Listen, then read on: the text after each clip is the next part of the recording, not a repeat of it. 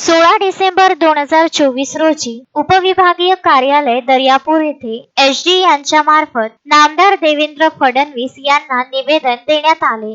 यामध्ये परभणी येथे झालेल्या संविधान प्रतिकृतीचे अवमान संदर्भात हिंसाचार उफाडला। यामध्ये पोलिसांनी अतिरेक करून काही गाड्यांची तोडफोड केली व आंदोलन करताना कॉम्बिंग ऑपरेशन करून निरपराध आंबेडकरी कार्यकर्त्यांना पोलिसांनी मारहाण केली। यामध्ये सोमनाथ सूर्यवंशी भीमसैनिकाचा मृत्यू झाला। ही अत्यंत धक्कादायक बाब आहे। पोलिसांना अटक करण्याची आणि न्यायालयात पाठवण्याचे अधिकार असताना मारझोडीच्या आणि तोडफोडीचे अधिकार कोणी दिले म्हणून मुख्यमंत्री देवेंद्र फडणवीस यांनी या पोलिसांवर मनुष्यवधाचा गुन्हा दाखल करावा व आंबेडकरी कुटुंबाला न्याय द्यावा याकरिता वंचित बहुजन आघाडीतर्फे दर्यापूरला निवेदन देण्यात आले। यामध्ये वंचित बहुजन आघाडीचे जिल्हा प्रमुख संजय चोरपगार, वंचित बहुजन आघाडीचे सचिव अशोक दुधांडे, तालुका प्रमुख सुरेंद्र तायडे, प्रसिद्धी प्रमुख राहुल जामनिक, अंकुश वाघपांजर,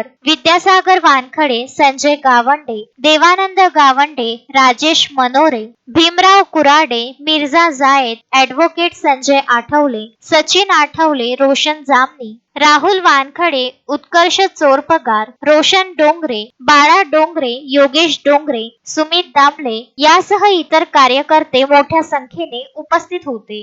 गजानन देशमुख, विदर्भ न्यूज, दर्यापूर।